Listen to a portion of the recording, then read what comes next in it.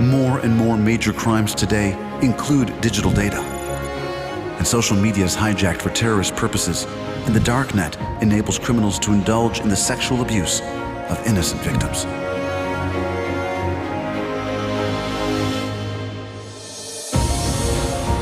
But we know that a safer world is possible. And we believe digital intelligence is the key. Over the past 10 years, Cellebrite products have assisted its 20,000 law enforcement partners around the globe to catch and convict suspects and bring them to justice, fast, protecting hundreds of thousands of lives. Cellebrite makes digital data more accessible, more intelligent, and more actionable than ever before.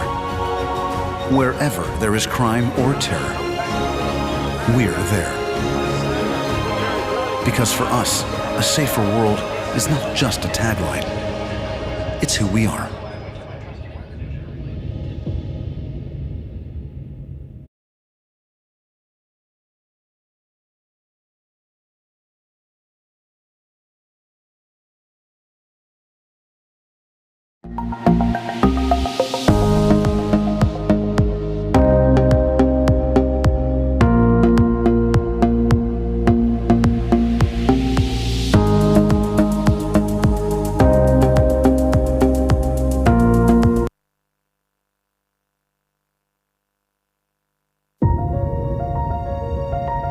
World.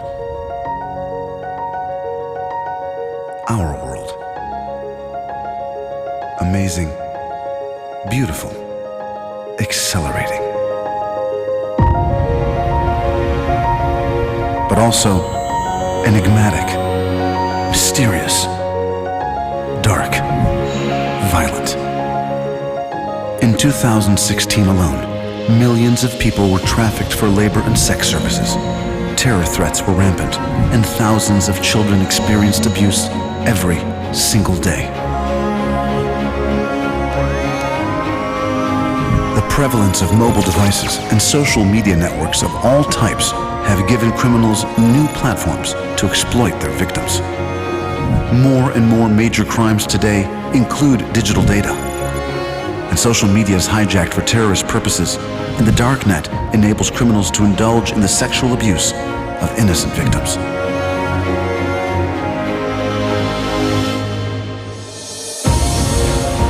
But we know that a safer world is possible. And we believe digital intelligence is the key. Over the past 10 years, Cellebrite products have assisted its 20,000 law enforcement partners around the globe to catch and convict suspects and bring them to justice, fast, protecting hundreds of thousands of lives. Cellebrite makes digital data more accessible, more intelligent, and more actionable than ever before. Wherever there is crime or terror, we're there. Because for us, a safer world is not just a tagline, it's who we are. For more information, visit Cellebrite.com.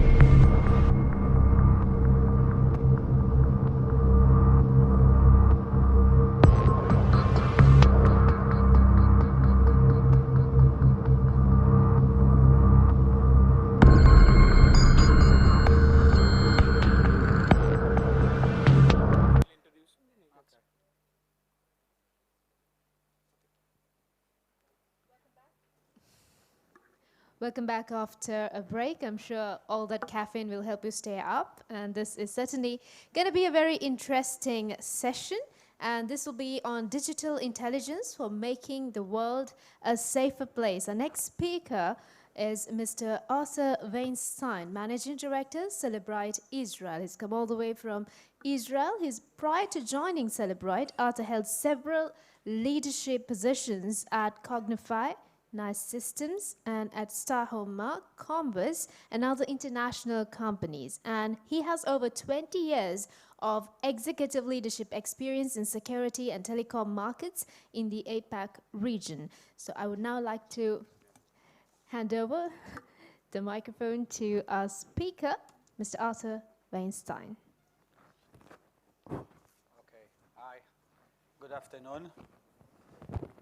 Not a typical audience that I'm speaking to. Thank you, Bushan, for inviting me. Few words about myself, and then we'll talk about some interesting stuff. I grew up in Israel. Some of you probably heard. A small country far away from here. Israel is one of the countries that you need to deal with the security because we have a lot of security issues, and we invest a lot of our research and studies.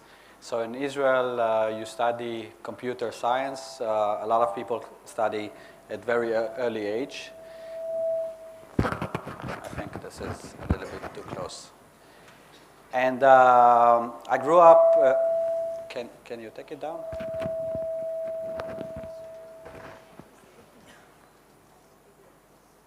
So like many others, I joined to the Israeli army. And by the way, in Israel, it's compulsory for men and women to do service. So I did 3 years and eventually another 3 years, so overall 6 years.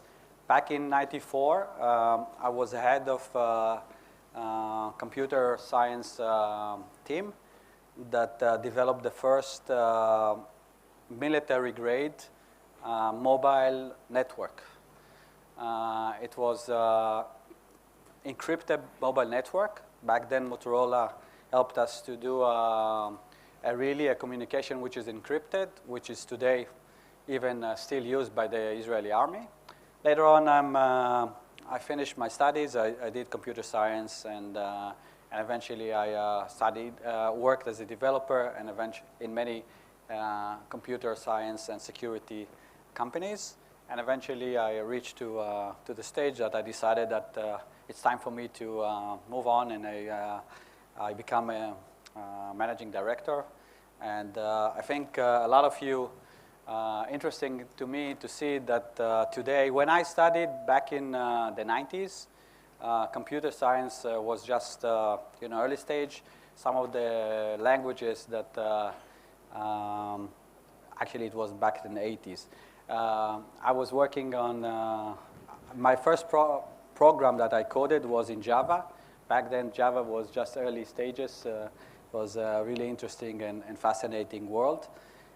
Today, and by the way, we didn't have any, of course, mobile phones. I got my first mobile phone when I was in the army, about 20 years old. And I'm looking backwards. I'm 30 years, less than 30 years down the road. The world is so different. I have three daughters. My youngest is 7. She manipulated or worked on the iPad like naturally. She click on the iPad and download the apps, which of course I'm very concerned, and access to YouTube and others. And we all need to understand that, and I'm not here to tell you that it's wrong or you should be more careful. My colleagues did a great job introducing the risks of the digital world. I'm here a little bit to share with you what we are doing as a private company. Celebrite is a private company.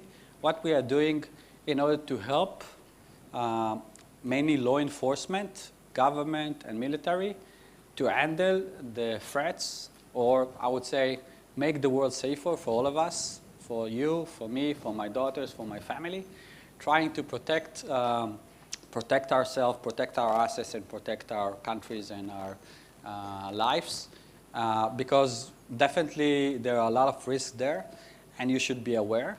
And maybe one day you will graduate. If you would like to work in computer science and learn about security and others, then you can go to our website and maybe apply for jobs. We are hiring across the entire Asia Pacific. We don't have people in Sri Lanka yet, but we have people in India and other places. And maybe then you'll find it's an interesting world to work in, and I think I find it as a great work, a great job. So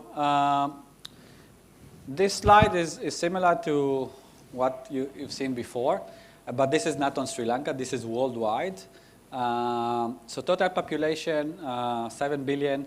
You can see if we jump on unique mobile users, active social media, it's growing tremendously. Interestingly, that of course we all understand today the mobile become the device that everybody uses. This is basically a computer in your hands. I was in Australia last week. I met with the Chief of Police of New South Wales Police. He's older than me a little bit and older than you. He told me that when he started, he's in the police force for more than 30 years, and he said, the first computer they got was the size, probably not this room, but the size of a decent room, and that was the amazing achievement that they have this computer in their premises. Today, a single device, mobile device that you have in your pocket is more powerful than this giant computer mainframe that less than 25, 30 years ago they used to work on. So it's a powerful tool. People said here it's a weapon, and I agree. It's a weapon that you can do a lot of good with it. You can get a lot of, you can advance your life with it, but you need to understand it also can be used against you in some cases. And luckily, we are able to use it in order to protect some of our societies.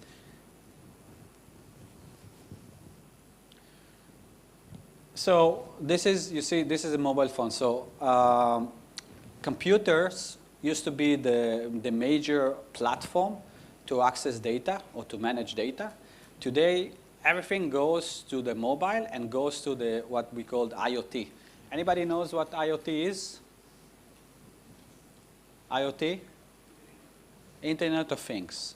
It means, your watches, if you have watches, Apple watches and other that are connected. Any other devices, of course, in the real future, there will be, of course, cars are today connected, your refrigerators, your TV, obviously, everything is connected. And today, more and more of the usage and data that is consumed is based on mobile phones, based on IoT devices, and less on laptops. I believe, not me, researchers believe that laptop probably will not be a form of a device that people will keep using and working on, probably in not more than 10 years. Probably there will be other tools, iPads, tablets, and others that have the capabilities, whatever you used to have on the standard computer or desktop. So what Cellebrite does, just another information about the data usage.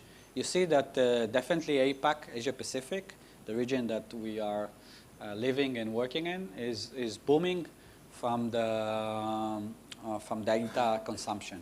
By the way, I'm sorry, those slides that I'm showing is mostly used when I meet law enforcement and government, are less customized to you, but I'll try to make it with sense to you. So Cellebrite helps. So by the way, we said everybody is using data, you are using data, we are using data. Guess what? Criminals, bad guys, use data. They use the mobile devices, they use it very smartly, they hide the things that they do. In fact, today, if you go to law enforcement, police people, for instance, in Singapore, the usual crime, I don't know the actual rate of crime in Sri Lanka. In Singapore, there used to be most of the police crimes or investigation. They were burglaries, you know, things related to pickpocketing and other things, you know. Maybe this is still common in some countries. In Singapore, they have 200 burglaries a year nowadays. A year. Imagine the police commissioner, I was actually traveling with police commissioner, ex-police commissioner of Singapore. He said, if you've been doing burglaries in Singapore, your income went down very much in the last years because you're not doing it so well because they are protecting the environment. They have CCTV system everywhere. So it's not, I mean, it's stupid to do burglaries, to go into a house of somebody because 99% you get caught. So people realize that this is not the way, I mean, to do what they, you know, to make harm or to make money. Criminals try to make money from it. So they find other ways. The other ways is, of course, going online, doing what we call cyber crimes. So today, the threats that Singapore police and other police agencies are dealing with, and that's why they actually have today departments in the police, e-crime department that does, or cyber security, cyber crime department, that their all goals is to find ways to fight against criminals that are doing cyber security or dealing with cyber crimes. It can be from simple stuff of cyberbullying. I guess some of you were exposed to cyberbullying, but it goes also all the way to actually having, of course, crimes of, you know, hijacking or hacking into banks and other stuff, and basically making, and of course, creating other threats, ransom threats. Anybody knows here what a ransom threat or cyber ransom? No? You heard about the cases that somebody can actually hijack your computer or get a hold of your computer and basically encrypt your entire data, your entire computer. So now after he control your computer, you cannot access to your data, to your file. And in order for him to decrypt or open up the data for you so you can be able to use, you need to pay him ransom. You need to pay him money. So this is of course a very strong threat or terrible to corporates. You know, think about banks. All their data resides on computers, right? So if somebody get a hold and control those computers and can actually encrypt the entire data so nobody can access this information, the entire bank account data is lost or potentially jeopardized. I'm not talking about what they can do with that data, but the fact that you don't have an access to the data anymore. We work with the data. I'm a business person. My laptop is all my life, basically. I work on it every day. I have my emails there. I have a lot of information. I mean, luckily, I'm also backing up my information. But there is for instance, I store some of my pictures of my family. If somebody will take this information and prevent me from accessing it, of course, I'll be very unhappy. So criminals are using the cyber. They are using multiple phones and aliases to communicate with them. They are meeting online. People don't meet today in the coffee shop to make to arrange the heist. Okay, if they want to do some attack, they will probably do it. They will arrange the meeting or discussion online. And there is increasing use of encryption, which is good. So a lot of the mobile apps today, like WhatsApp. I guess most of people here use WhatsApp or any other communication chat apps, is being encrypted. And the reason the encryption is done to prevent, of course, information to be shared. Like Dr. Sam shared, I really enjoy your presentation. There is the world is moving ahead, and companies that are doing those apps and other, if they do their job right, they will encrypt the data. and in order for the data to be safe and not leak and not visible for others. So, but the fact that there is security, it actually also makes some advantages to people that wants to do harmful things. Because if they can communicate in a way which nobody can get this information, if some people planning to do a terror attack and they communicate how to arrange about this attack, if the police or law enforcement will not be able to get a hold of this data, you can imagine that the world will not be so safe. Okay?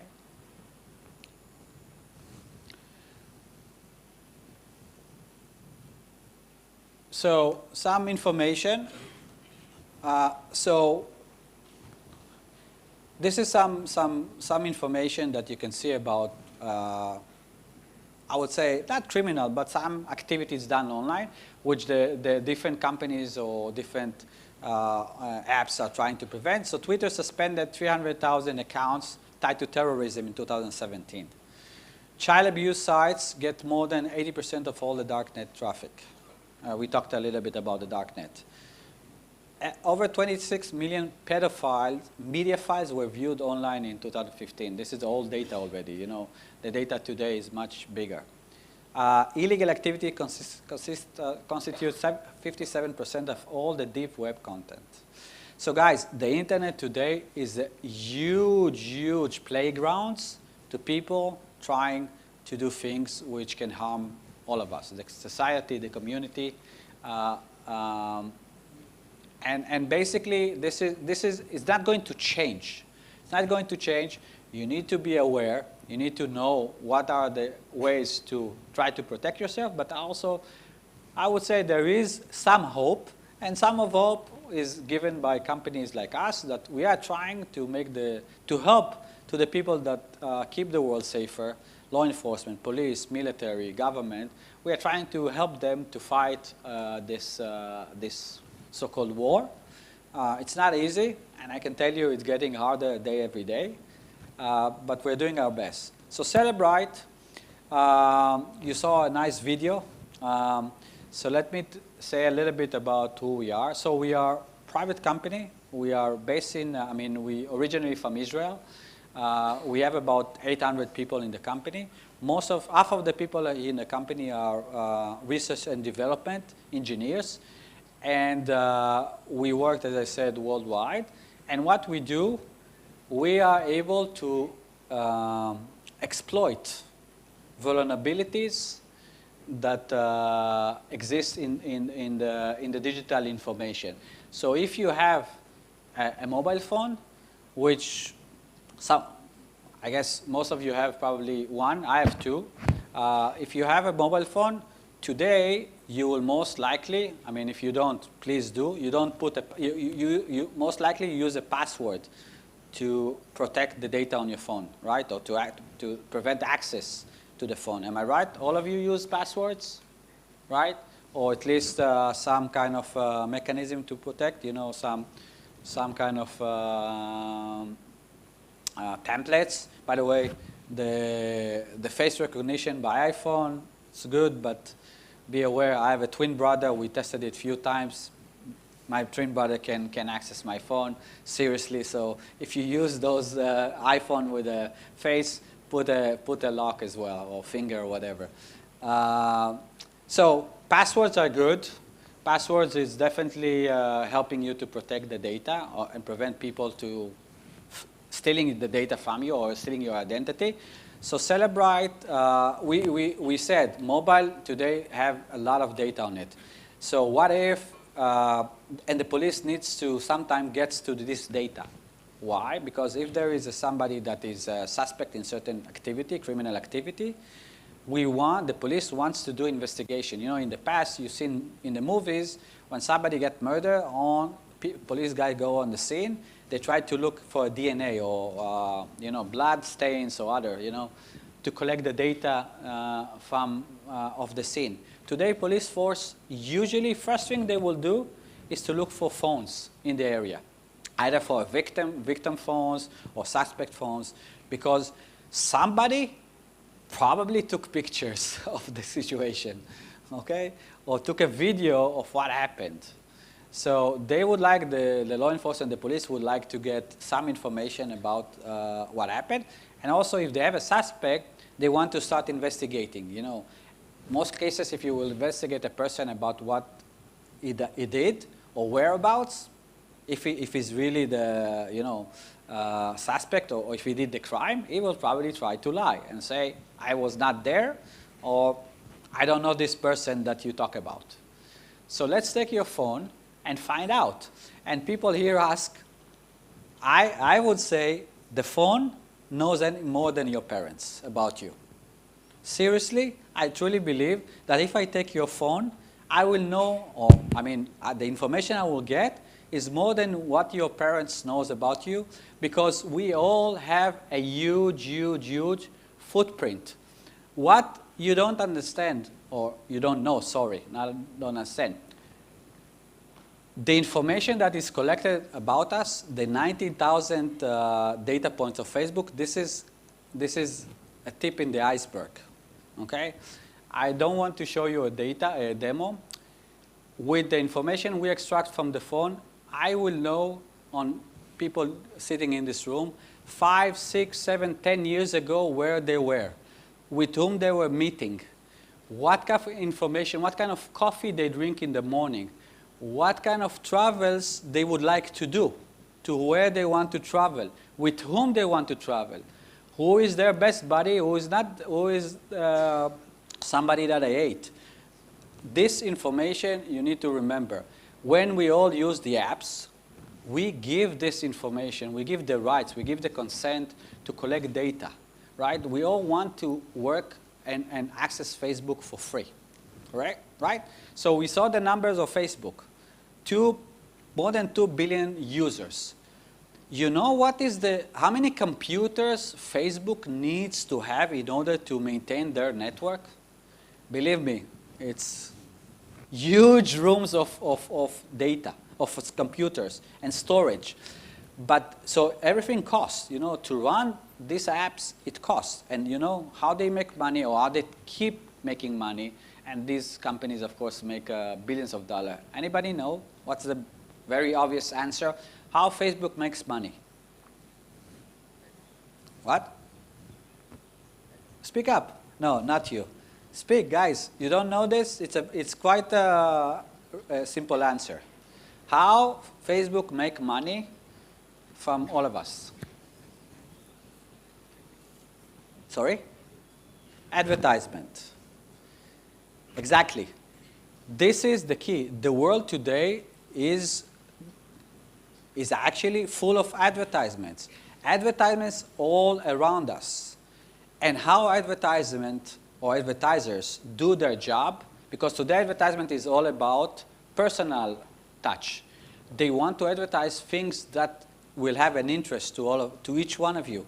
It's not, I cannot advertise the same taste of, I don't know, anybody here loves cricket? Okay, it's maybe a comment to Sri Lanka, but I don't like cricket. Sorry. Okay? So if somebody will give me advertisement about cricket, it's not interesting to me. So you need to know what is my interest in order to give me advertisement, because advertisement will lead for actions, for purchase. If you advertise some activity about a cricket, maybe somebody will buy a shirt or will go to a game. So you need to make the advertisement personalized, and then all the apps, they are doing profiling. They're profiling each one of us on everything we do, everything we click, everything, any email. By the way, how many of you using Gmail? I'm using Gmail. Wow. Okay. I'll give you some unpleasant news. All your email are being read by Gmail, and everything you send in Gmail is actually public, available for somebody to do later on advertises on that. How many, if you do a very quick, I would say, test. Send an email to somebody, even to yourself, that you want to travel to Singapore on holiday. Next holiday you want to do in Singapore. That's it. Send an email to yourself. right?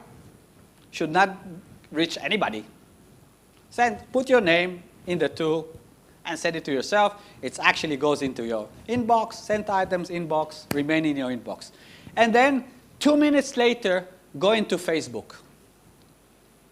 Suddenly, you start getting into your Facebook advertisement of a lot of good priced travel, flights, tickets, and hotels to Singapore.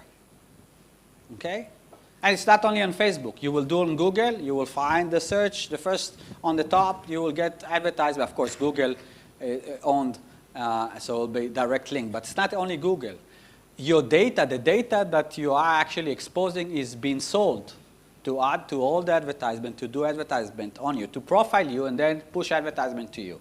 Do a simple test on that later on. You will understand that all the data you are actually doing, using, this is what is called digital footprint.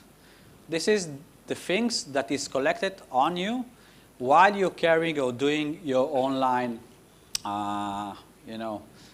searching, your online life. And it goes to the level of, it tracks your whereabouts. All the apps, if you know the mobile phone, you have the ability to actually disable the GPS locations, right? Well, guess what? It doesn't really matter. You disable the GPS location, all the apps are still collecting data about you. So the apps have to collect this data. By the way, you provided consent on that when you click on accept. How many of you installed the apps and there is terms and condition at the beginning, right? Anybody read that? I want to see one single person in this room that read terms and condition when installed. And by the way, we all sign on it. We all do accept. No matter what, you all do accept. I mean, otherwise you don't get the app activated. How many of you have read? You read? Really? Interesting. So which app? You remember? Sorry? Yeah. Oh, you're reading all of them? I mean, if you read all the terms and conditions for all the apps you installed, lucky you. But okay. So I didn't read it all, but I know what is there. It's there saying that you are consenting for collecting, that the apps will collect data about you. You are consenting that the information that is collected is something that they can use. Okay? And we all agree to it. So we cannot say they are doing something harmful to us. We agree to it, so what do we want? Other way, if you don't agree to it, maybe we need to start paying for those apps, and then maybe, the trade-off, we will not be so happy. So we are happy to use it for free, right? But there is consequences. There is results. You give away this information, and this is information that is used. So back to the criminals, okay? So the criminals is also doing it, luckily, okay? There are criminals, but not all of them are smart. Some of them are, not all of them. We are able to actually do a lot of, so as I said, we are exploiting vulnerabilities. So we have smart people in our research and development center.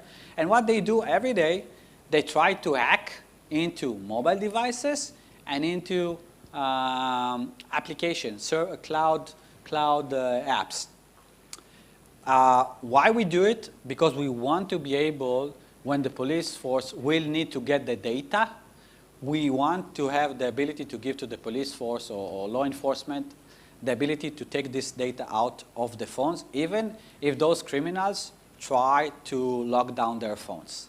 So we are able, and I will not do a demo here, but we are able to unlock any of the phones in this room sometime in a matter of seconds. So you give me your phones, we'll run it with our software, we'll be able to hack into your phone, open it up, or bypass your security measurement, the passwords or any other measurements you have, and be able to extract the data from the phone in order to actually start looking on information that you have and see if you are doing something that the police will consider harmful. By the way, usually the police doesn't go to a person on the street and say, give me your phone, I want to check who you are. Maybe in the future. But right now, it's something that the police normally will do if they have a suspect. And many countries, they need a court order in order to get the data. So it's not that people can grab your data because they are the police. There are laws, and data privacy is very important. And that's why we are not providing this capability, and that's why I said it's a weapon. Because if I can take your phone, unlock it, and get all the data, I can know exactly what you did. And because you kept a trace on your phone. And then I'll give you some interesting hint. So all of you, you raise your hand, you use Gmail, right? It's on your app, on your phone, right? You click on the icon, a nice icon to go into the Gmail. It opens immediately with your inbox, with your emails, correct? Only first time, probably, when you registered, you put a username and password to sign in, correct? And now, normally, you keep logging in without, nobody asks your password again. You know why? This is a little bit hard question, but I'll give you the answer soon. But anybody, yeah, you know? Oh, sorry, you just, okay. So as my colleague showed, when there is a registration process, there is actually authentication phase or process going in the back. So the app or the website that collecting the username password, send it to the back end, to the server, to do authentication and check of it. And this authentication basically verified that you are the account owner. Now, in order to save time, and people don't remember their password. By the way, I'm sure that if I ask here in the room, people are using very stupid password. I'm using a very stupid password to my accounts. Sometimes it's my birthday, my daughter's birthday, then my second daughter's birthday, and so on, because we don't remember the password. We have so many accounts today, we need to log in. We don't remember the password, right? I can hardly remember my wife's phone number. So, and that's that because she threatened me that, that she tested me on this. But we don't keep remembering because all the information, we are overwhelmed with data. So we don't want to save data in our minds that we don't need, that we can, get along without it. So the mobile apps or the devices, they try to help us. So they store the credentials of your accounts on encrypted, hopefully, on the device to be used automatically when you try to log into the app. The Gmail, when you click on the Gmail link icon on the phone, is actually doing authentication. It is sending the credentials to the Gmail server to allow you to log in. It does it automatically for you. This is what it calls security tokens. The tokens, a token is a piece of data, a password, a username, that is stored for every app that you are using that needs to log in. These tokens are residing on your phone. They are kept on your phone basically for the life of the phone, okay? Some of them, of course, will be refreshed, some not.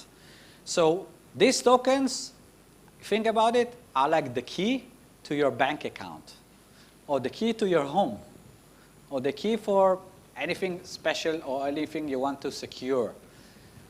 So when you get, when Cellebrite is getting your phone, we are able to extract those security keys, and we are able to use them in order to access all the data that is stored, that you stored on the cloud. So I can actually use this. I take the phone. I will take the tokens from your phone.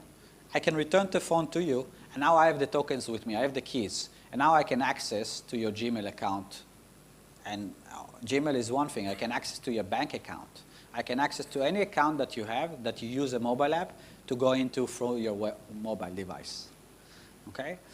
And don't be alarmed. Most cases, the app's doing a good job of refreshing those tokens, so there is a validity period for the token. So sometimes, even if you get the token from after some time, it's already invalid, and you need to get a new token. But the fact that we can harvest those tokens from the phones help us today to protect all of you, because we are able to log in to the Facebook accounts of terror cells. We are able to take information that terrorists did, or people that acted took a terror attack, which is happened also, unfortunately, recently in Sri Lanka, could have helped, or we would have be able to help to police force to actually take this information from these people, the devices that they have, and actually start getting to these tokens and be able to search online and understand with whom these people were communicating with. Because usually a terrorist works in a cell, in a group. So, or gangs, you know, drugs gangs. Many cases, the police are able to catch the drug dealers on the street. They don't know who is the head of the gang, who is the guy that makes the money, right? That holds the strings. But you can get to this guy by collecting information from the different dealers. Then you aggregate the information. You get to the next level of the pyramid, who controls above them, and then above and above. Okay? So this is what we are doing. We are able to extract all the data, most of it. By the way, I guess some of you will say, but I deleted all my data, right? You delete, some of you, I mean, I'm deleting chats. I'm deleting groups that I part of it. Sometimes I want to go out of the groups, I delete it. I delete the groups. Well, things to know, data is practically never deleted, really deleted. It resides on some server. So WhatsApp messages, as you know, are being backed all the time to what is called the cloud. Because most of the data today, the device have a limited storage size. By the way, Huawei is going out next month with a phone with 1 terabyte of storage. It's amazing. So, but most of the data is not stored on your phones. It's stored for some time on the phone, but it's all backed up or uploaded to the cloud. So it remains on the cloud, and until forever, as long as they have storage and power, they will keep the data. So you deleted it from your account, so it's not appearing on your WhatsApp, and you think that this contact was already deleted because you hate these guys. You don't want to speak with them anymore. But if somebody can access to your phone and get to the information on the server, we will be able to actually recreate the information that you deleted and be able to see what information you exchanged. So if somebody makes something wrong and he deleted the image that he took, well, guess what? He probably might be, I mean, there is a way to get caught. So if you try to do pranks, don't take it on video. If you try to harm somebody, don't take pictures of it. It becomes an evidence that can be used, okay? I have 5 minutes to finish. I don't want to continue. Any questions? I shared a lot of information. Some of the information I think is quite overwhelming for you guys, but this is the world that we are all living. This phone, which is very, very, you said it right. I woke up with a phone. I go to sleep with a phone. In fact, I go to work. If I forget my phone at home, it happens, I will go back to take my phone. If I forget my wallet, I never go back. I don't care about my wallet. I mean, everywhere. I use everything today I pay with my mobile. So if I forget my mobile, wow, it's critical. I'll go back. So questions? Yes? In the end. Okay, thank you.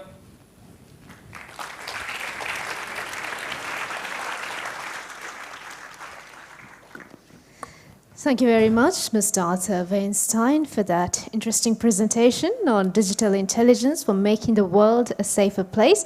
I would now like to invite Mr. Bhushan Dayaratne to please come forward to present a token of appreciation to our speaker.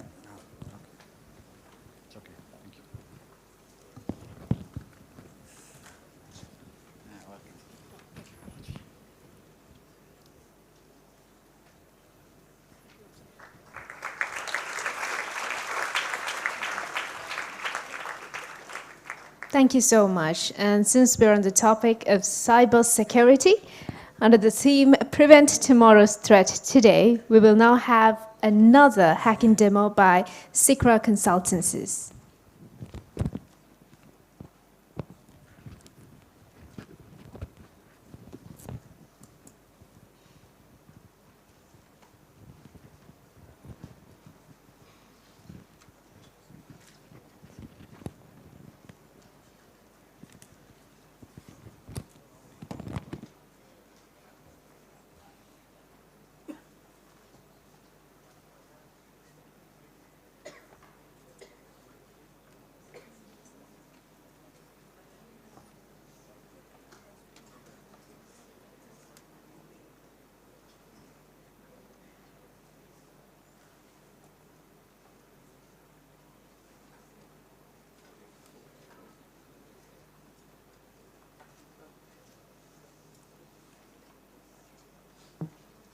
Hello.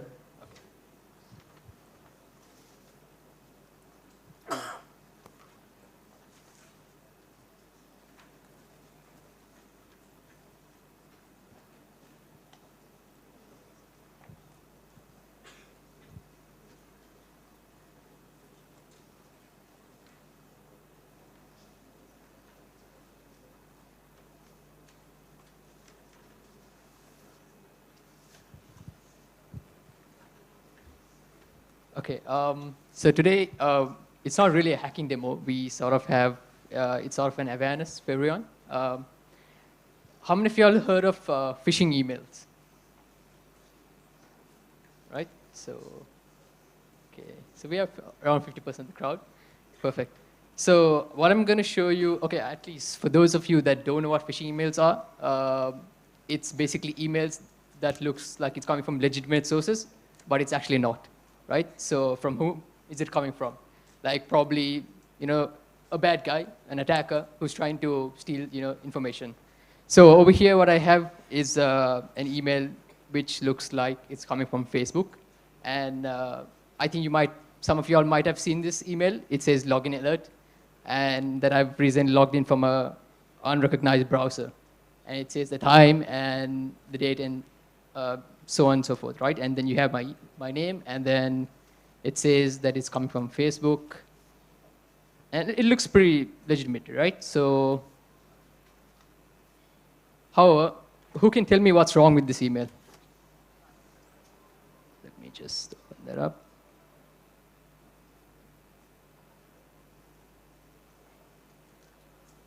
Okay. Who can tell me what's wrong with this email? Go ahead. The email is wrong. And the IP address. That's an IP, but let's come to this. Okay, so he did notice one, which was the email address. And anything else that you all can notice here that's wrong with this email? I mean, I just literally show it to you all.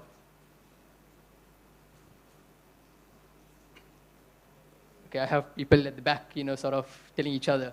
Okay, so it's basically the link, right? So let's actually click on the link and see what happens, right? So if I click on the link, it opens up a browser. And it looks like it's actually from Facebook, right? It says, log into your Facebook account, sign up, and it doesn't say anything not secure or anything like that, right? But if you look at the URL, right, it says facebookalerts.live. That's not really from Facebook. So this is actually a phishing email which was created by me, obviously, and I didn't, get any phishing email. But if I do enter in my username and password, what happens is it goes to the attacker or the bad guy. So now let's look at an actual email that I got from Facebook, which was quite some time back. And this is my actual email account. I got a login alert. I'm not so sure how, but I actually did get this email. And if you notice the email address, right, it says security@Facebook mail. This is actually from Facebook. And it looks pretty much the same like the phishing email which I sent you. We notice our unusual email account and everything is fine. And if you hover the cursor over the link, over this review login, you can see at the bottom, right there, it says facebook.com, right? So let me actually just click on the link and show you. It opens up, and it actually takes me, please ignore my email. I created this when I was, I don't know, probably like 7. Yeah. It takes me to actually facebook.com. And this is a legitimate email and a link. Right? So just an awareness. I'm not really going to enter a username and password. I don't want you all to see what my Facebook is. Always, double check the email address that it's coming from. The source is always important before you click on any links. Click on, they can, sort of tamper the email as well. It might come as Facebook with maybe zeros and so on and so forth, right? So always double check. Google is your best friend. And before you click on any links, always move your cursor over the the button or whatever it is, and make sure it is actually redirecting to Facebook. And actually, there's a small handbook which is handed over to everyone. So in this, you can there are certain precautions that you can take before clicking on any links or accessing email addresses. Certain emails. That's it. Thank you.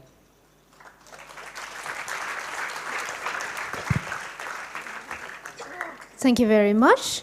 And it's time now for our next presentation, and this will be on responsible usage of technology in financial services by Mr. Damit Palewata, Deputy General Manager, Risk, Chief Risk Officer, Chief Information Security Officer of Hatton National Bank PLC.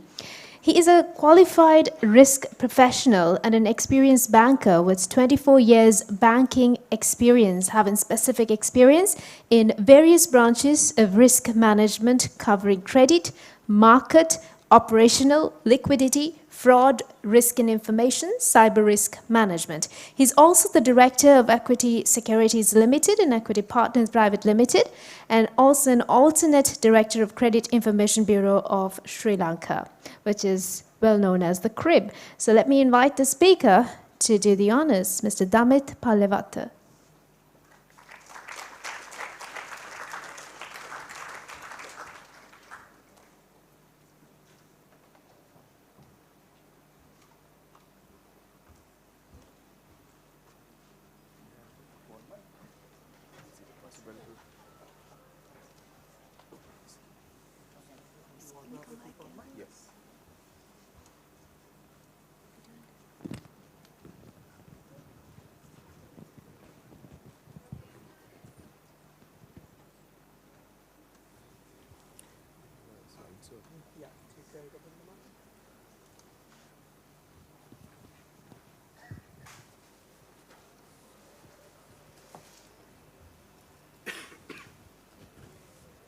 All right. Can hear? Good afternoon. No noise. You have been too bored from the morning? Good afternoon. It's right sharp 12:01. I can say good afternoon. I have seen the presentations. This presentation is going to give you a different flavor. I know you have been hearing a lot of things about security, how things can get hacked, what things you need to know. But I'm going to add a different flavor to this presentation, this whole exercise. Things that you need to know, because everybody of you at one point in your life will use a financial product. So I'm trying to give you a bit of an insight. What does it look like using financial products? And where was banking, and where is heading, and what you need to know when the banking converts themselves into digital space. So I'm going to take you through a journey. So I want your full attention, this 20 minutes, 30 minutes maximum. So that journey, you will understand the convenience brings you so many risks. And if you want to manage that risks, first you need to understand what are those risks that you are facing. So this 20, 30 minutes attempt is to make you understand what you need to know in the space of banking. So what was traditional banking? So we had ATM cards, we had checkbooks, we had savings passbooks, vouchers, discount coupons, raffle. So those are the things that we used to have. Those are the things which comes to your mind when you say banks. Probably about 25, 30 years ago when we left the school in 90s, those are the things which are available. At that time, just the internet was started. So what happened next? If you look at the traditional banking, there were key features. So you need to understand, you need to go through each one of them. So these were having human touch. If you want to get a service from a bank, you need to talk to somebody. You need to have a relationship with the bank manager, officer, or somebody. And each transaction is controlled. Your fathers, mothers will tell you, if you have money in the savings account, if you want to go and withdraw, they will ask question, why do you want to withdraw? Sometimes you will ask, God knows why it's my money. But bankers used to have that question, it's control. And all those financial tools, products, were designed to spend only what you have. I hope you understand that. It was designed to spend only what you have. Otherwise, it promoted you save today and you collect money and you spend when you have the amount of money that you need to have on something. And then information were not that available as fast as we have now. So what is discriminatory information are protracted. So offers that are flying in emails, WhatsApp groups were not there in that time in traditional banking. And financial affluence, people knowing about financial products was very limited. It was considered at one stage, people who are going to the banks are prestigious people. The banks were considered, bankers were considered as, a superb job. But today, banking is a dying job. I don't think 30, 40 years ago, the bankers, including us, whether there will be a competitive position in the job market. So no ecosystems. Banks are solo players. Banks did banking, hotels did hotel business, restaurant did restaurant. Why I am telling that, you will see in the next few slides, there is no solo game as anymore. But that time, all these are present. So when you go to a bank, when you think of a financial tool, all these features were present in a traditional financial product. So then it started transformation to digital era. So what happened?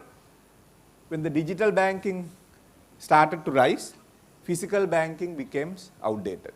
We don't see, people are not interested anymore in physical banking. For people like you, when you start banking without a card, because ATM card was a symbol of banking.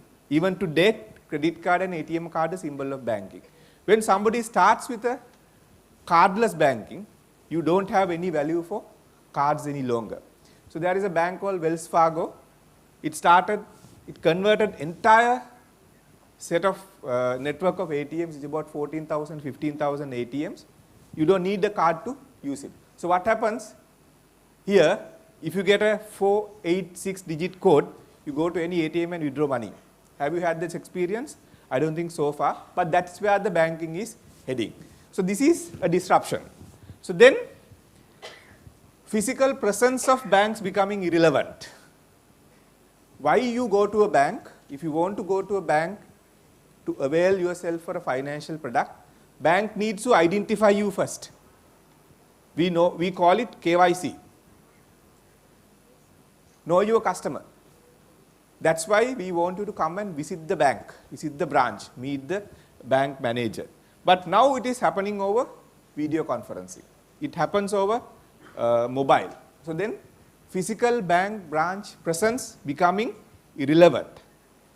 And on top of that, there is something called chatbots. Have you heard about chatbots? So chatbots are taking the place of bankers. Because chatbots are available 24 hours a day. You don't need to wait till the bank opens next day, 8 o'clock, 9 o'clock, and closes at 3 o'clock to get to know anything. So chatbots have changed the way customers interact with the bank. So that transformation from physical manager, physical bank, branch, brick and mortar is now going digital without brick and mortar, chatbots losing the human touch. So then, what else that has taken place? Banks are now connected with lot of other third parties. It's not banks are operating on their own. If you want to get a bank service, as I heard so many people, speakers before me talking about the apps, who develops those apps? Who owns those apps? Who are the end beneficiary of those apps? Not necessarily banks, but who use to make payments. Right? So then banks rely a lot on third-party service providers, so like fintechs. So banking was never like that, but now increasingly we are depending on third-party services.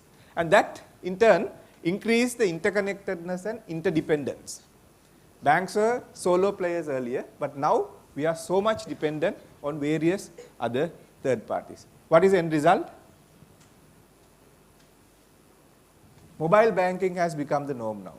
Millennials, people like you, need a bank on the smartphone. I don't think you have any preference to go to a bank, wait in a queue, talk to somebody, credit officer, loan officer, deposit cash, you have no intention, preference to do it. You need everything on the smartphone. So that is where the problem starts. Is this end of physical banking? I have put some thoughts down. So if you read each point, no ATM card, no problem. So there will be cardless banking, cardless transactions. Verification, KYC, you don't need to come to the bank, can be done via video.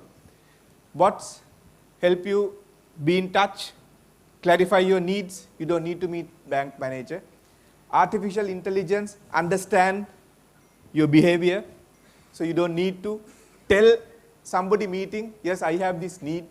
They search the Facebook, they search the LinkedIn, they search various other social media and understand what are your preferences. So that's the artificial intelligence piece of it. So then you don't need a loan officer. Go and talk to him, yes, I need a loan. So there are scorecard-based instantaneous credit approvals. I will show some of them down the line in the presentations. So then you can apply through that online, get loans. So why do you want to go to a bank? So then there are increasingly technologies are built to avoid banks, because bank fundamentally is an intermediary. What the bank does, take deposits and give loans to somebody else.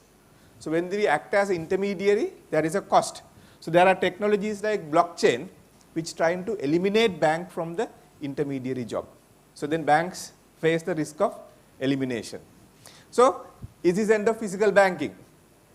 When these things come to play, yes, there is a threat for banking, but let's see with these threats, what does it bring to the flow? Now, I have put some pictures of how these chatbots help. This is one bank, so there's a commercial banking virtual assistants. If you have a problem, you don't need to take the phone and talk to somebody. Type here, he will assist. So this is how verification is done in banks.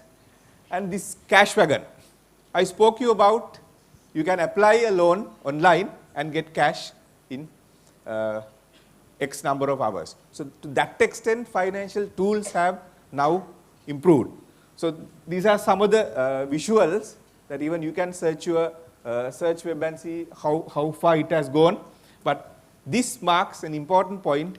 Is this an end of physical banking? So if so, what challenges, what risks that we have in using those financial tools responsibly? So this brings us to two questions. First one, when you have all this luxury of information and comparability and everything on your phone, it breaks us into bad financial habits. It breaks us into bad financial habits. So that, what does that do?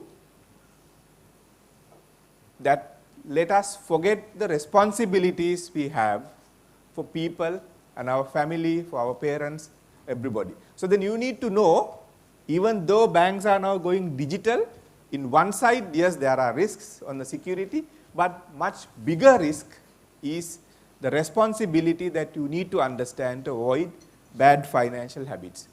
So second thing is becoming victims of information and cyber crimes. So this part from the morning you have heard. You are going behind the convenience of digital on the phone, no need to visit, 24 hours everything available. So that convenience brings you security concerns. And in approximately rule of thumb, 2/3 of the people don't know whether they are protected or not. And even they don't know whether their credentials are compromised. How many of you know in your phone whether those are compromised, the apps you are using, whether those apps have compromised your credentials? I don't think even half the people know. It's true with financial tools as well. So these are the two questions, two problems faced when the physical banking goes away and digital banking replaces the physical banking. So now let's see each one of these two questions. Are we responsible in using financial products? And are we victims of information and cybercrime? We need to balance these two in order to become a smart user of financial tools. What are those bad habits? I think each one of you need to take a minute to go one by one, what are those bad habits? We try to live on credit.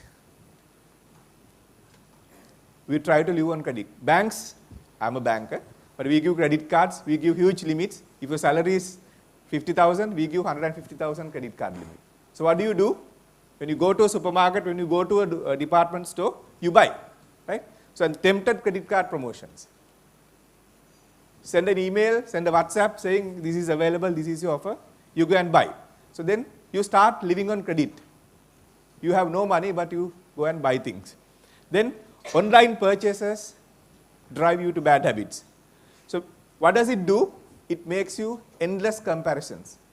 There are so many comparable items, there are so many sites, e-commerce sites, you can go and make comparisons. So when you do that comparisons, you are lost in making your choice. So that drives you to have bad financial habits. Then bundle offers. I said earlier, banks are solo players. We had no connectivity, no interdependency with any other stakeholders in the space of providing services. But now, if you see, you have airline ticket bundled with hotel and shopping. So you also see dining bundled with garments and electronics. And at the same time, you will see in fine print, if you want to get the discount, you need to spend X amount of rupees. So you lost your benefit that you are getting. So those are driving you to bad financial habits unless you understand what really that offers for you. And then on the other hand, there are flooding of white goods like electronics, TVs, hi-fi, then air conditioning, all those goods are flooded, and banks, what they have done, they have given loans for people to buy those, or they have given increased limits of credit cards to afford those things for a majority of people. And then another thing came with that. So we introduced monthly installment plans. Have you heard about it? You can buy, but you can pay on monthly installment on the credit card. So you don't need to go to the bank to get a loan. You buy on the credit card, pay on monthly installments. So what does it do? It gives the false comfort that you can offer luxurious items, whereas actually you can't. So then you start paying monthly and you don't lose. You lose the money that you have to live for the month. Then there is something called feet on the road. I don't know whether you have heard.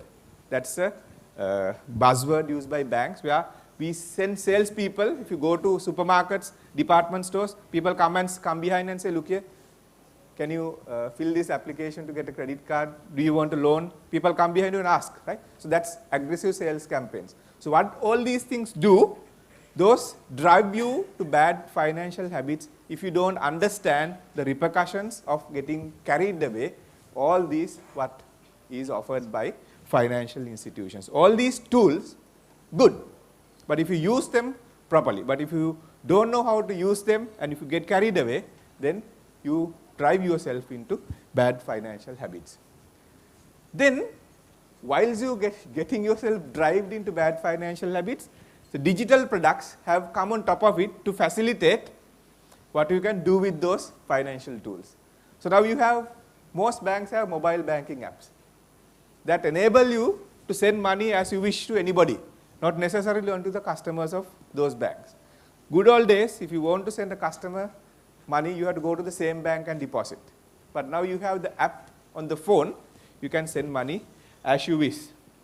Then e-wallets, like the wallet in our pocket. So then the banks have made the wallet digital. You can upload any amount of your accounts, any amount of your credit cards, and then you can use e-wallets. So once go digital, you don't have a gauge how much you use and what is your limit on expenditure. Then you also have something called ABS. You can forget your bills. When you forget your bills, you forget how much you use that particular utility. For example, electricity, water, telephone, you can get a bank to come and register you for an automatic bill settlement. So then you don't know, the bill comes, bank pays. Bill comes, bank pays. You lose the quantum of utility that you use through financial tools. Then you have seen QR codes. I'll show you some visuals. What is this QR code means? It's a means of payment where you go and on the point of sale you can scan the QR code and make the payment. So that makes the payment so easy, so you don't need to go through any hassle in making payments. Then once again you have mobile app based lending. You don't need to go to a bank. You can just through the app you can get a loan or a card. Then you have scanning credit cards into the phone. You can scan the credit card into your phone and you can use that scanned image to make purchases, for example like the Apple Pay. So these are some of the players in the market in Sri Lankan context. If you look at QR code, what does QR means? What is QR code? Yes? Quick response. When did it start? It was invented in 1994 by a Japanese automobile maker. So they have placed this kind of a mark. It's two-dimensional barcode kind of a thing to identify their spare parts. So now it has come to facilitate payments through mobile media. So these 4 apps, if you go to App Store, you will see all these 4. These are done by banks and finance companies where you can download it and put your account details and make payments. So so far I'm telling you only what is available as financial tools. Now let's see, when you have all these financial tools and you have all these bad habits developing and driving you to use those financial features, options that have been provided by financial banks and financial institutions, then what happens? This is once again a visual of how a mobile banking app would look like. But then having said that, what are the threats? You have these products, you have all bad habits coming into you because you have been driven to that end. So what are the threats? What are the threats that you need to know to become a responsible user of financial tools? There are several risks that even previous speakers spoke of. One is that identity theft. You need to be very, very mindful of identity theft. What happens? Your information will be stolen and will be used to purchase or borrow money without your permission. Would you like it? No, you don't. So you need to know that when you use those apps that you have seen previous slides, all these, when you use these apps, you have these risks. So then you have your account being taken over. Your account being taken over by another person and your existing account being used to make purchases and money. Then social engineering. So one of the incident that was shown, so there will be a mail being sent or somebody will be speaking to you saying it's important that you need to give this information. Somehow they try to take your information out. Phishing, I just saw they have demoed one incident of phishing that frequently happen with financial institutions. 2 things, malware and malicious mobile apps. If you look at malicious mobile apps, whatever you see in your App Store or Android phone is not real apps. So you need to understand to get the correct app downloaded to use. If you don't get the correct app, your account credentials will be taken over by whoever who has placed the malicious app. So your mobile will be taken control through that app, microphone access will be taken, your contacts, SMS, all that will be taken through that the malicious app. So those are the risks that you will see. I just ran through because you have been hearing this for some time. Now this is interesting. Now what is at risk? So everybody takes your information, right? So if you use a credit card has a 15 or 16 digit card number. If you have seen a 15 or 16 digit card number, in addition to that, each card has what is called a CVV. We call it card verification value. It is called so many other numbers as well. take your parents or somebody's credit card and see whether these numbers are actually present in the card. So these particular code, there are several credit card issuers like MasterCard, Visa, Discover, JCB. They have a 3-digit code, while American Express has a 4-digit code. So why this code is used? It's a security feature when you do a transaction when the card is not present. All online transaction, card not present transactions. So then, if you expose these numbers, card number and the CVV, so someone can come and do a transaction without your knowledge. So what is the CVV? Have you seen this? If you look at Visa or MasterCards, you have a back of the card, there are 3-digit number which can be used as a CVV. If you look at an American Express card, so there's a, in the front of the card, just on top of the credit card number, there is a 4-digit code. That's a security code if you want to do a transaction online. And then all other cards like Diners Club, Discover, JCB has a 3-digit code at the back of the card which you have to use when you're using a card online. So where do they ask this? Have you seen this kind of a screen when you try to do an online transaction? Here there it is. So you have the card number and the CVV. So if you expose the card, if you have a card, if you show yes this is the card, and if you ask somebody to give it somebody to see that, so he gets the card number and he gets the CVV, he goes and card is with you physically, but he will go and do the transaction online. So you need to know if you use a card, what information to protect and what information you can expose. So it has to be very careful, because no sooner somebody gets hold of the CVV, he can go and do the transaction online. So when you are doing a credit card transaction, when you swipe the card or put the chip into the POS machine, how long will it take to approve the transaction? Have you seen a credit card transaction getting approved at the supermarket or department store? How long will it take? How long? Minute? Few seconds?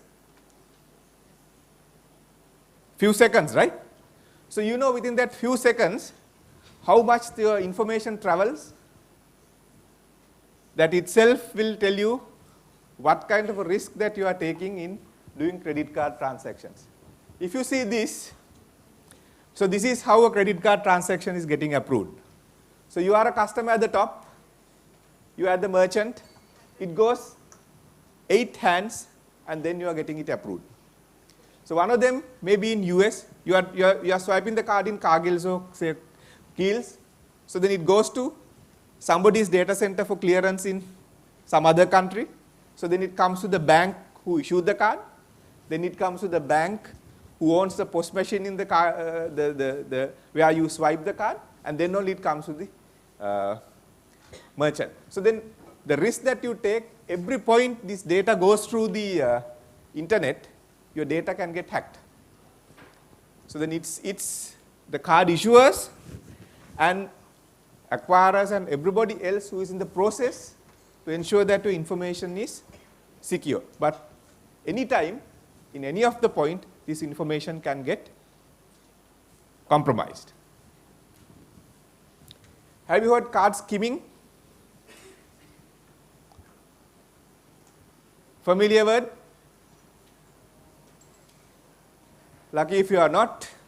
So what is card skimming? So the fraudsters will come and fix a gadget at the ATM or POS machine.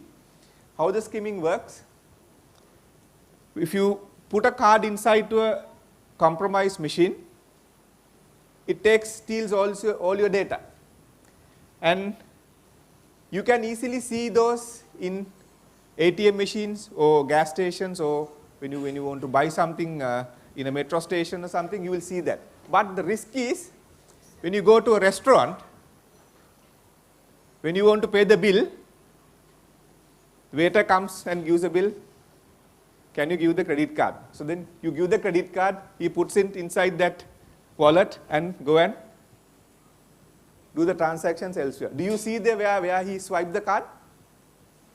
How do you know that he is not getting your information? So these are the things that you have to be mindful. So if you go to an ATM, you will see things like that. you will see a false keypad on top of the original keypad. So then these are the ones fraudsters have placed to keep your passwords. So when you click on the keypad where your password, you unknowingly give your password to the fraudster. And you will see the right hand side ATMs like that. So they come and fix exactly something similar on the original device, and you put the card in. So when you have magstripe or chip cards, very, very difficult. But when you have put a magstripe card in, so they take all your data into this device, and they quietly come and take the device and go out. So then that has all your data, and they go and reproduce your cards, and they do transactions as you are doing. So you need to be mindful about card skimming. You need to be mindful about protecting your card number and CVV. So then if you do those two, you have actually done something common sense to protect yourself from getting caught to fraudsters. So how do you defend? Don't show the card in public. I have a card here. It's my father's supplementary card or mother's supplementary card. Don't do it. So somebody is smart enough, get the card number and CVV. I have seen small kids do it. They come and show, look, you don't have, I have a card here. And somebody quietly take that or take a picture. Now everybody has a smartphone, take a picture and give to somebody else. He reproduce the card. You don't know you have the card in the pocket, but somebody else is doing transactions. Okay? So use strong passwords. So you have seen the passwords mostly used? 1, 2, 3, 4, 5, 6 is most commonly I have seen. For somebody's name, birthday, easily somebody can guess. Don't use. So you should protect your information. And also, have you seen the picture in the middle? When you go and try to do a transaction in the ATM, people will come and try to look over your shoulder. And there are people now trained, fraudsters, see your shoulder movement. By the shoulder movement, they know what key you have pressed. So they guess your password. So you have to be mindful who is behind you when you are withdrawing money from an ATM or do a ATM transactions. Even your shoulder movements are tracked. So then if you want to protect yourselves against card skimming, what you have to do? Keep your card in sight. Whenever it loses sight, whenever it goes out of your hand, you need to know where it is going. Maybe waiter is going with the card put inside that black leather case to swipe your card to pay your bill. But you should be mindful what is he doing with the card. And then never share your PIN. Be discreet as much as possible with your personal identification number. Look for signs of tampering if you have. Much as possible avoid outdoor ATMs. And more importantly, you should be smart enough to check your credit card statements. I have seen, some of my colleagues have seen $2.5, $3, small dollar values debited over a period of time, 6, 7, 8 months. You don't notice it because it's a small amount. But that's a good sign. Somebody has sneaked into your account and getting money transferred from your account for their purposes. So then you little things, those are not technical things, those are not security. You don't need to have any knowledge of hacking to do these things. So that's why you need to be responsible. That's how you can be responsible on financial tools. So report suspicious activity and notify. If you're going overseas, you need to notify. Because when you travel, some of the countries we don't allow Sri Lankan issued cards to be used. If you specifically want to use your card in another country, you need to tell your bank, yes, I am traveling to this country. So then bank is also enabling your card to do certain types of transactions. Then I just thought I'll show you one development, innovation that happened in security. I don't know whether this has already been put it across. One thing that we do with data is when the criminals take data, we should make this data valueless to criminals. It's like, we used to, if you can't eat, we don't let others to eat. Right? So we do something that they can't use. So we take data, we convert your information. Say, for example, card number. It has 16 digits. We tokenize a card number to 5, 6, or 7-digit number. So the person who steals a card number can't use it anywhere because it doesn't have the actual card number. So with the tokenization, you can use the token anywhere without exposing your credentials, card number and all other details. So this is a key innovation that happened in data security. So that is something increasingly will be helpful for people who use digital banking products going forward. I also have thought of giving you a few points to defend yourself, not technical points, all common sense, something that you can do. But I will, in the interest of time, I will take you to the last slide. So this is what you should know when you are defending yourself. You need to know that identity theft can happen anywhere. It's not only happening in a certain place or certain area. This including keeping your travel plans on social media. I don't know how many of you keep your travel plans on social media. I have seen some people have posted there is an option to fly from an airport without posting on the social media. To that extent, people mark what are you doing on the social media. So that itself can expose you to identity theft. You need to be aware of it. So then how do you use is actually you're conscious. So then you need to know what to do if you become a victim. Have you or your parent have ever become a victim? Anybody here? Anybody's card has taken, somebody has used the credit card to use purchases, not actually your parents have done. Anybody here experience? Anybody? No. But then you need to know what to do. Very important. So if your card is getting hacked, so what do we need to do? If somebody is, you get to know that somebody is using your card, sometimes you get SMS saying that I have got to my phone saying that while I am in Colombo, I have done a transaction in South Africa. I am here, right? First thing what I should do, tell the bank, look here, I am in the country, I got this message, please ensure the card is blocked. So those are the little things that you need to know. If something happens to you on the cyberspace, what to do. Then all these technical aspects, but you need to know how to be financially responsible. So you are just going into the society, you are just finishing your A-levels, probably entering into universities here or abroad. You need to know how to be financially responsible, because that responsibility is a bigger picture. Your technical aspects, the security, is a small picture within the big picture of financial responsibility. So I thought I'll put you a few slides to emphasize the fact that you going to just out of the society, face the society on your own after leaving the school. What does it make you a financially responsible person? So increasingly when you use credit cards, when you buy things on credit, you tend to live beyond your means. Right? So then you need to at least have some gauge, not to pay the minimum monthly card payment, but at least to make the balance in your statement. So why? Because you use that, you have credit card has given you a credit period. If you buy today using the card, you don't have to pay until 51 days. But even after 51 days, you pay 5% or 10%. So what have you done? You have spent more than what you can spend. Then credit card should be used for convenience.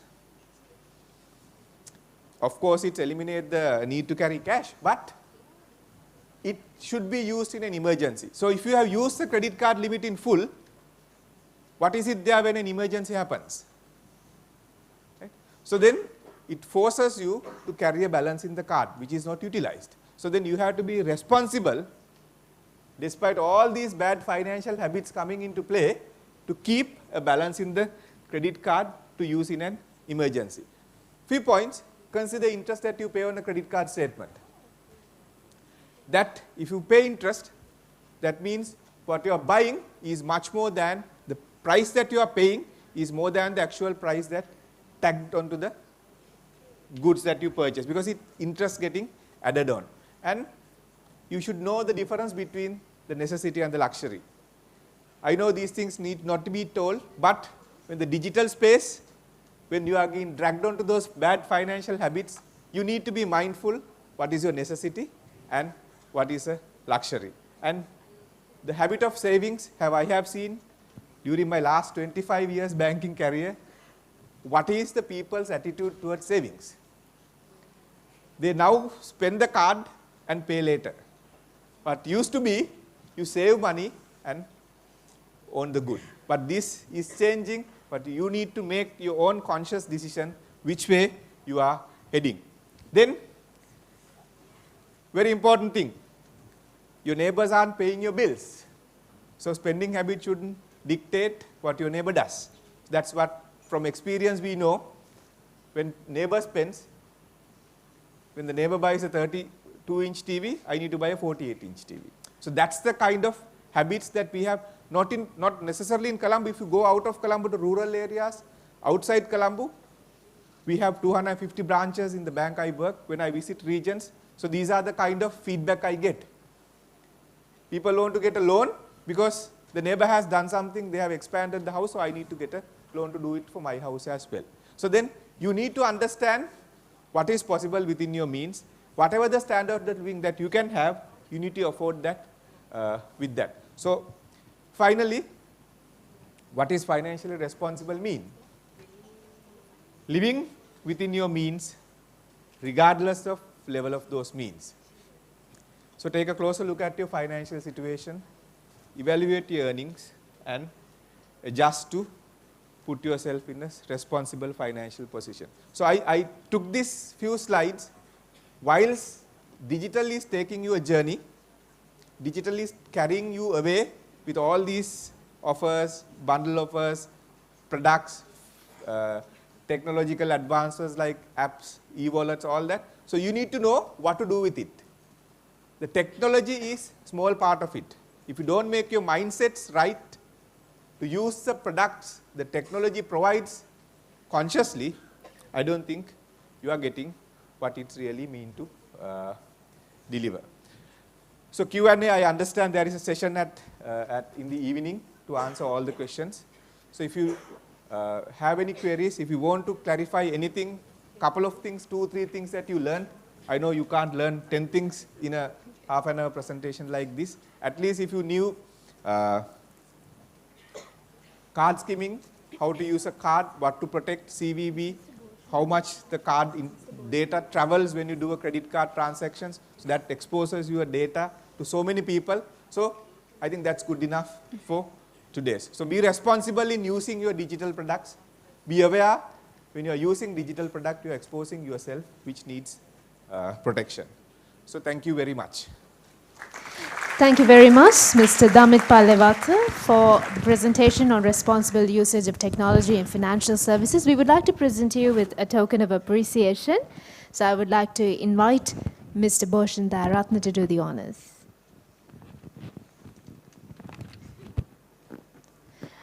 And we will be breaking for lunch. And I hope everyone's got your lunch tokens. And if you haven't, you will have to speak to him. He'll help you with that. And I'm sure the ones who have registered individual who are upstairs also can see him. Please speak to him, and they will also assist you and tell you where you should be going to have your lunch as well. Thank you.